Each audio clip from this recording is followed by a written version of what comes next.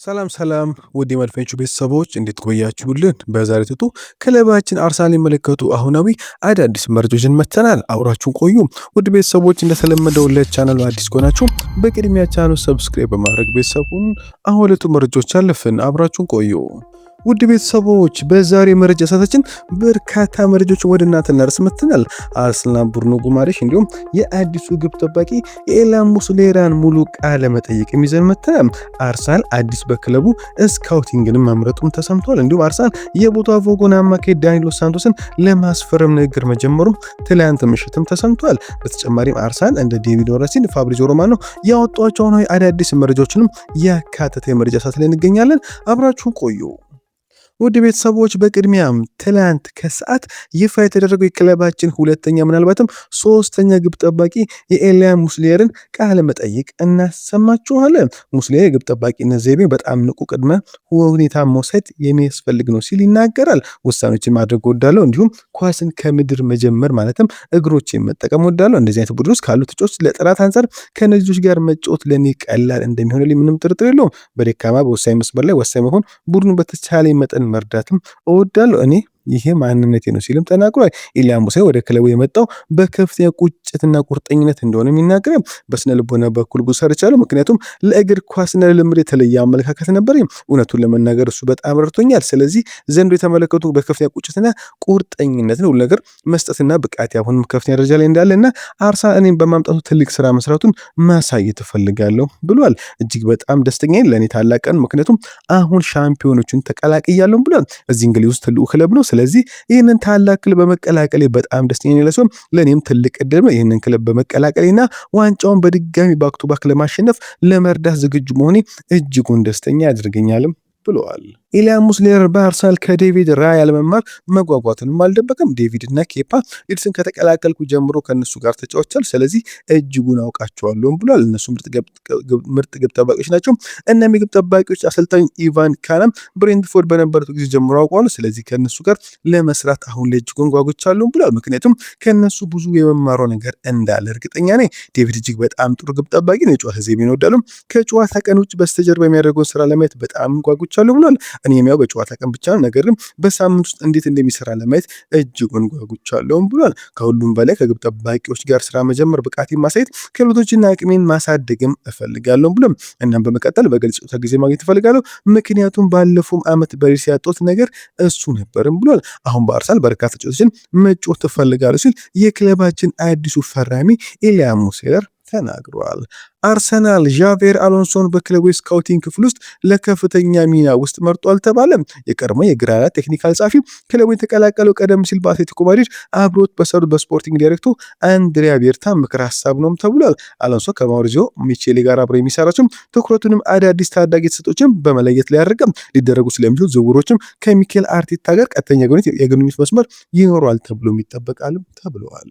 አርሰናል የቦታፎጎን አማካይ ዳኒሎ ሳንቶስን ለማስፈረም ንግግር መጀመሩ ተሰማ። መድፈኞቹ የአማካይ ክፍላቸውን ለማጠናከር አማራጮችን ያጠኑ ባለበት ወቅት የ25 ዓመት ተጫዋች ወኪሎች እንዳነጋገሩ የተነገረ ሲሆን ዩናይትድም እንዲሁም ፍላጎት አሳይቷል ተብሏል።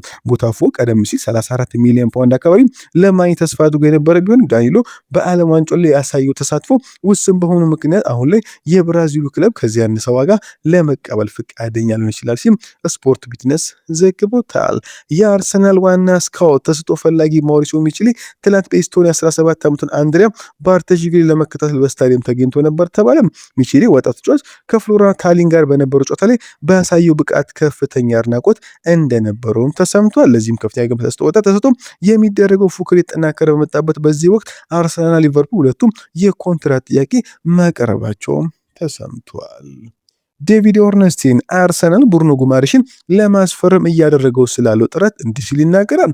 በአርሰናል ዙሪያ ይህ ዝውውር እንዲሳካ የሚፈልጉት አይነት ስምምነት እንደሆነ የሚሰማ ስሜት አለን ብሏል። ይሁን እንጂ መድፈኞቹ ሂደቱን ለማጣደፍ እየገፉ አይደለም። ኒውካስትል ጉማሬሽ የማይሸጥ መሆኑን አጥብቆ ቢናገርም አርሰናል ግን ሁኔታውን ለመገምገም በቂ ጊዜ እንዳለው ያምናል ብሏል። የስፖርት ዳይሬክተሩ አንድሪያ ቤርታ ከተገቢው በላይ ዋጋ ላለመክፈል ቁርጠኛ እንደሆነ የተነገረ ሲሆን አርሰናል ትኩረቱን ያደረገው በርካታ አማራጮችን ክፍት በማድረግ ትክክለኞች ተጫዋቾች ትክክለኛ ዋጋ ላይ በማስፈረም ነው ሲል ዴቪድ ኦርነስቲን ተናግረዋል።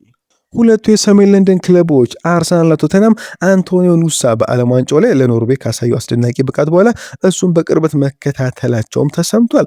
አሁን ላይ ወደ 5 የሚጠጉ የፕሪሚየር ሊግ ክለቦች ተጫዋቹን ለማስፈረም ፍላጎት አላቸው ሲል ቲም ቶልክ ዘግቦታል። በአስደናቂ ፍጥነቱ የኳስ ቁጥር ክሎትና በሁሉም ሶስቱ የማጥቃት መስመሮች ላይ መጫወት በሚያስችለው ሁለገብነቱ የሚታወቀው የአንድ ዓመት ወጣት በመላው አውሮፓ ከፍተኛ ፍላጎትም እየሳበ ይገኛል። ኑሳ በነሐሴ 2004 ከክለብ ብሩጅ በ21 ሚሊዮን ዩሮ ላይፕዚግ የተቀላቀለ ሲሆን ከዚያን ጊዜ ጀምሮ ራሱን የቡድኑ ቁልፍ አባል ማድረግም ችሏል። በተጨማሪም በዓለም ዋንጫው ላይ ለኖርዌይ ትልቅ ሚና የተጫወተ ሲሆን በ32ቱ የጥሎ ማለፍ ጨዋታ አይቮሪ ኮስትን 2-1 ሲያሸንፉ ወሳኝ ጎል ማስቆጠሩም ይታወሳል። በሰሜን አሜሪካ ያሳየ ብቃት የክለቦችን ፍላጎት ይበልጥ ያናራው ሲሆን ስካውቶቹን በስታዲየም ተገኝተው ጨዋታዎቹን ሲከታተሉም ቆይቷልም ተብሏል። በዚህ ደረጃ የኑሳ ቀጣይ መዳረሻ የመሆን ሰፊ ድል ያለው ፕሪሚየር ሊጉም ነው ተብሏል።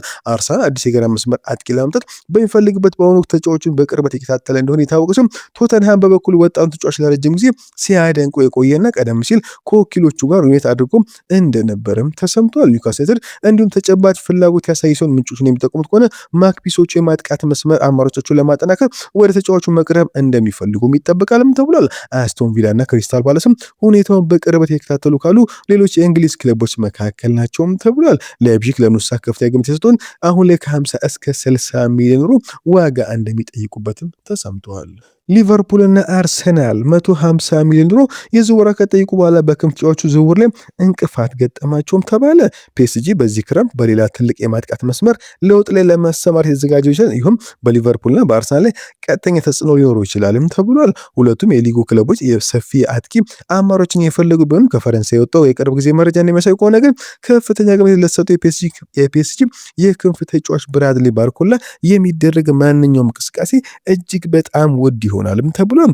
ለሊቨርፑል የፍላጎት ትርጉም አለው፣ ምክንያቱም አሁንም ከሙሐመድ ሳላ በኋላ ስላለው ህይወት እያቀዱ ነው ተብሏል። በሌላ በኩል አርሰናልም አዲስ የውድድር ዘመን ከመጀመሩ በፊት የራሳቸውን ስብስብ በሚያሳየው እድገት ላይ መሰረት ሌላ የግራ መስመር አጥቂ ያስፈልጋቸዋልም ተብሏል። ይሁን እንጂ የፒኤስጂ አቋም እንደሚያሳየው ግዙፍ ጥያቄ ካልቀረበላቸው በስተቀር ቁልፍ የሆነውን ወጣት ተጫዋች ለማጣት ፈቃደኛ አይደሉም ተብሏል። ለኢኪፕ እንደዘገበው ከሆነ ፒኤስጂ በባርኮላ ላይ እስከ 150 ሚሊዮን ዩሮ ዋጋ እንደለጠፈበት የተሰማ ሲሆን አርሰናል እና በተለይም ሊቨርፑል ተጫዋቹን ከሚፈልጉ ክለቦች መካከል ቀዳሚዎች ቢሆንም ዘገባውን ያመለከቱትም የ23 ዓመት ሊለቅ የሚችለው ፒኤስጂ ከፈረንሳይ ሻምፒዮን ጋር በግል ጥቅሞች ሊያስቀድሙ ስምምነት ላይ ለደረሰው የአርቢ ላይፕዚግ የክንፍ ተጫዋች ያንዲ ዲዮማንዲ ከ100 ሚሊዮን ዩሮ በላይ የሚያወጣው ዝውውር ከተጠናቀቀ ብቻ ነው ተብሏል። ይህ ሁኔታ በስካይ ስፖርት የተዘገበ ሲሆን ዲዮማንዲ ምርጫው ወደ ፒኤስጂ ማድረጉን ተከትሎ አሁን ላይ ባርኮላ ለመልቀቅ ዝግጁ ነው ተብሏል።